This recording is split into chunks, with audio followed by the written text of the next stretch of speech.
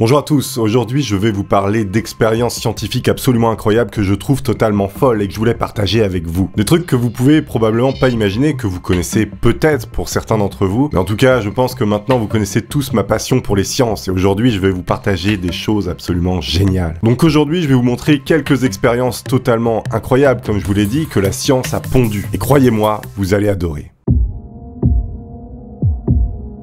Normalement, vous devriez tous à peu près comprendre comment ça se passe avec mes petites explications. On va pas rentrer dans les détails techniques parce que sinon ça va devenir beaucoup trop compliqué. Mais vous allez capter à peu près l'essentiel et en tout cas, je pense que ça va retourner votre cerveau. Le condensat de Bose-Einstein. Déjà, rien qu'avec le nom condensat de Bose-Einstein, vous sentez que c'est un truc absolument stylé. Einstein va souvent revenir dans les quelques expériences que je vais vous montrer parce que c'est un peu El Padrino de la physique qu'on connaît. Pour faire un condensat de Bose-Einstein, vous prenez un gaz. Les atomes de ce gaz vont bouger dans tous les sens. Ils se déplacent comme ça un petit peu n'importe où et ils ont également une température propre à eux. Chacun a sa petite température, c'est un peu le bazar. On va appeler ça un niveau d'énergie. Donc ils ont chacun leur niveau d'énergie, ils font un peu ce qu'ils veulent, c'est la teuf. Donc on est bien en présence de matière. Ce qu'on va faire avec ces atomes, c'est les refroidir beaucoup, pour les mettre en quelque sorte à la même température, et la plus basse possible, proche du zéro absolu. Le zéro absolu étant la température la plus basse qu'on ne pourra jamais atteindre, mais on peut s'y approcher très proche. Et quand on commence à s'approcher très près de cette température, il se passe des choses exceptionnelles. On refroidit donc les atomes pour abaisser leur niveau d'énergie. Plus on refroidit, plus il va se passer des choses incroyables comme je vous l'ai dit. Ils vont commencer petit à petit à se comporter comme des ondes et non plus comme des atomes. Est-ce que ça c'est pas bizarre? On baisse la température encore et encore pour les amener au même niveau d'énergie. Les ondes de chaque atome commencent à être plus grandes que l'espace entre deux atomes et finissent donc par se toucher. C'est là que va se produire un phénomène assez fou. Ils vont très brusquement se mettre au même niveau d'énergie d'un seul coup. Et au lieu d'être des petites ondes qui vivaient leur vie comme ça, ils vont se mettre à former une seule énorme onde quantique, comme on l'appelle. Ils se sont donc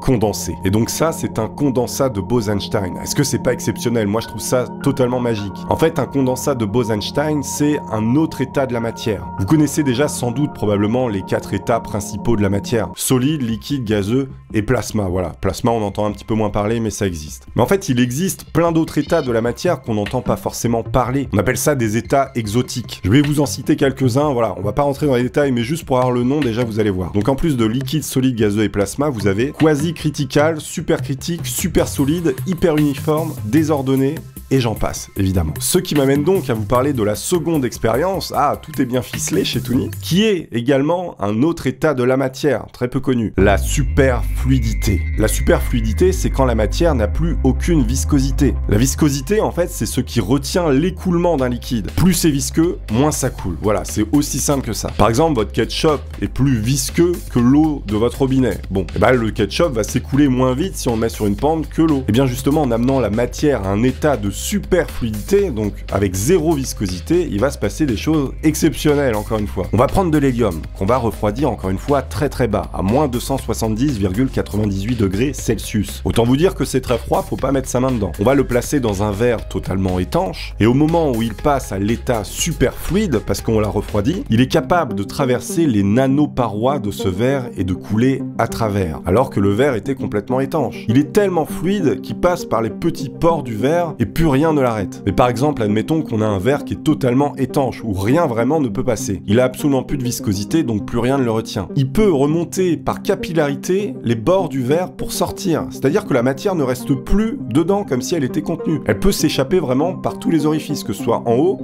en bas, ou vraiment où vous voulez. C'est bizarre dit comme ça. En gros, ce liquide, plus rien ne l'arrête, il peut vraiment vivre sa vie de superfluide. Mais attention, les superfluides, ils ont également une autre capacité, c'est qu'ils peuvent ralentir la lumière à des vitesses très basses. Oui, on peut ralentir la lumière. Ce qui m'amène à la troisième expérience que je vais vous présenter. Arrêter la lumière. On peut effectivement ralentir la lumière, voire la stocker pour la relâcher plus tard. C'est bizarre, n'est-ce pas? Eh bien, figurez-vous qu'à l'université de Nice, ils ont développé une technique pour ça. J'entends les coqs cocorico. Et étrangement, cette expérience, elle demande pas grand-chose, on va dire, pour la réaliser. Pas de température incroyablement basse, pas de champ magnétique, pas des milliards de degrés, non, vraiment pas grand-chose. Vous pourriez presque le faire chez vous. Peut-être pas quand même, mais presque. En gros, ils ont pris des cristaux liquides, comme ceux qu'il y a dans vos écrans LCD, et avec un procédé chimique, ils modifient leur forme pour les mettre en forme d'hélice, dès qu'ils sont touchés par la lumière. Et donc ces hélices permettent de ralentir la lumière, alors par des procédés un peu techniques. On va pas rentrer non plus dans les détails, parce que sinon on va faire des équations et ça va être chiant. Mais en gros, ces petites hélices permettent de ralentir, voire de stopper la lumière, pour la stocker et la relâcher après. Est-ce que c'est pas incroyable? Vous imaginez, vous pourriez avoir presque des petites boîtes où il y a une lumière dedans que vous pouvez relâcher quand vous voulez. Les fabricants de lampes torches, je pense qu'ils vont aller se brosser après. Il y a plusieurs procédés pour ralentir la lumière. On peut également utiliser un rubis, vous savez, la pierre précieuse. Ça va ralentir la lumière à peu près 205 km/h, sachant qu'à la base la lumière va à 300 000 km/s.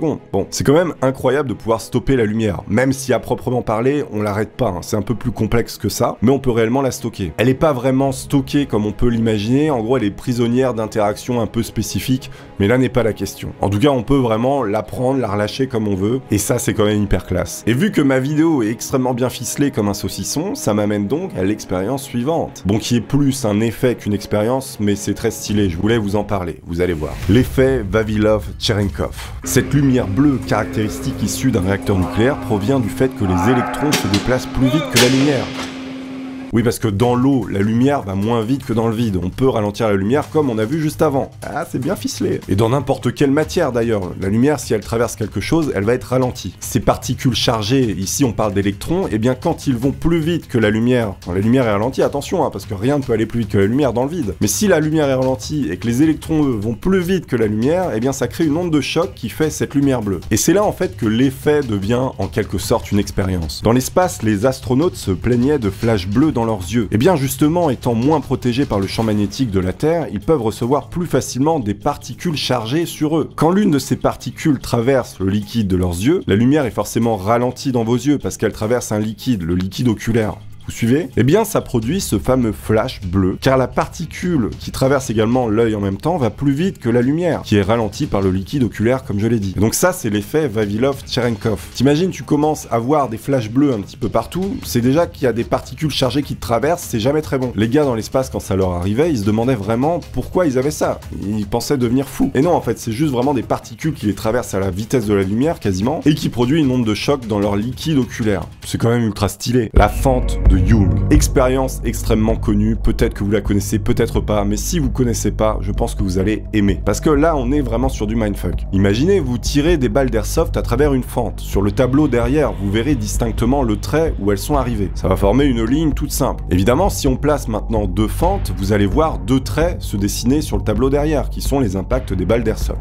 Jusque-là, tout va bien. Mais par exemple, si on change, au lieu d'utiliser des billes, on va utiliser des ondes. Pour utiliser des ondes, on peut utiliser des vagues. On utilise une seule fente, et là on voit également une tranche se dessiner sur le tableau. Cette fois-ci, on est toujours avec nos ondes, avec nos vagues, mais on va utiliser deux fentes. Les vagues passent à travers les ondes, et là, sur le tableau derrière, va se dessiner plusieurs tranches, en fait. Parce qu'on peut voir les vagues qui interagissent entre eux, elles interfèrent. Et donc, le tableau que vous voyez derrière, avec les rainures, c'est un tableau d'interférométrie. Maintenant, vous comprenez à peu près que les billes d'airsoft, c'était des particules de matière, et les vagues, c'était pour représenter des ondes. Et donc, ce sont normalement deux choses bien distinctes. Enfin, du moins, on pensait. Il y avait les ondes d'un côté, les particules de l'autre. Vous voyez que l'effet est pas pareil sur le tableau, mais attendez de voir. Maintenant, si on utilise des électrons pour faire la même expérience, électrons qui sont des particules de matière, très bizarrement, on va se retrouver avec le même dessin sur le tableau que pour les vagues, donc pour des ondes. Plein de tranches se sont dessinées sur le tableau. Mais alors pourquoi? Alors qu'à la base, l'électron, c'est une petite bille, il est censé passer que dans une fente. On a donc pensé qu'en envoyant plein d'électrons en même temps, ils s'entrechoquaient entre eux pour former le même dessin que pour les ondes.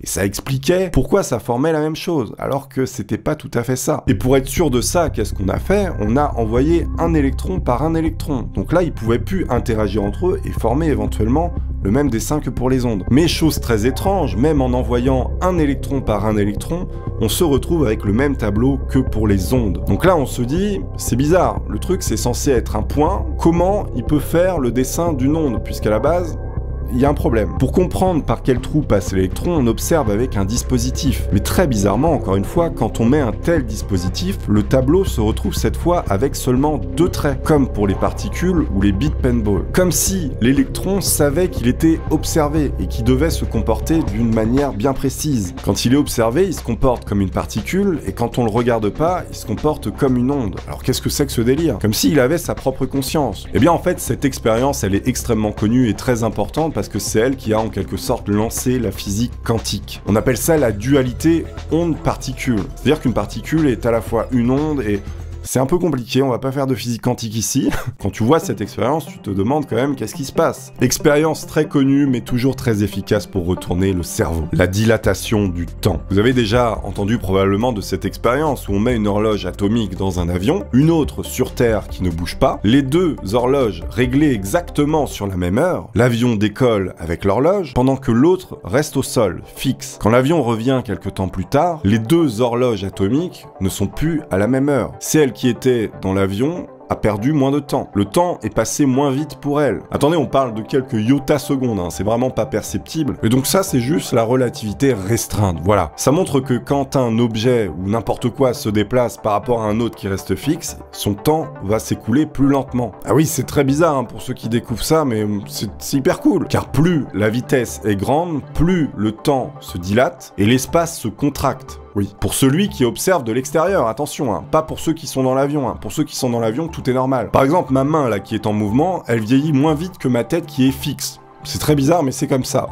De pas beaucoup, parce que là, on est sur des vitesses extrêmement réduites. Mais il y a un truc pour calculer ça, et c'est ça que je voulais vous montrer. Parce que j'ai trouvé un site, justement, où tu peux calculer cette chose. On va prendre un exemple très simple. Par exemple, vous avez un ami qui a la chance d'avoir un scooter. Vous restez fixe comme ça, au milieu, et lui, il va tourner autour de vous à 50 km/h pendant 5 minutes. On va voir combien de temps il a gagné par rapport à vous. Il aura vieilli moins vite que vous, mais on va voir de combien de temps? Bon, c'est pas beaucoup, mais ça existe quand même, c'est possible. Parce que le fait qu'il bouge autour de vous pendant un certain temps à une certaine vitesse, il vieillit moins vite, oui. Par exemple, si on envoie l'un de vos parents dans l'espace à la vitesse de la lumière pendant X années, eh bien, vous pourriez devenir plus vieux que vos parents quand ils reviendraient sur Terre. Alors pour lui, le voyage dans son vaisseau spatial, tout serait normal, hein, attention. Hein. Mais c'est possible que vous soyez plus vieux que vos parents si on les envoie très vite dans l'espace. C'est bizarre, je sais qu'il y en a qui aimeraient beaucoup qu'on envoie très vite leurs parents dans l'espace, mais maintenant, calculons notre délire sur le scooter. De combien de temps votre ami ne va pas vieillir? Vitesse exacte, par exemple, je mets 50 km/h ici, on va mettre 5 minutes. Je vais mettre un observateur qui est stationnaire. Votre ami qui a tourné 5 minutes autour de vous à 50 km/h aura vieilli de moins 0,000000, il y a beaucoup de zéros, 3, 4 et des bananes secondes. C'est pas du tout perceptible, hein, c'est vraiment rien du tout. Ça aura quand même fonctionné. La prochaine fois que vous voyez quelqu'un passer devant vous en voiture extrêmement vite, dites-vous bien que cette personne vieillit moins vite que vous actuellement.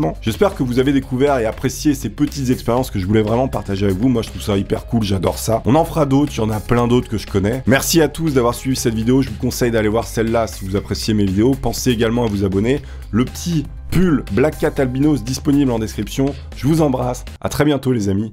Ciao.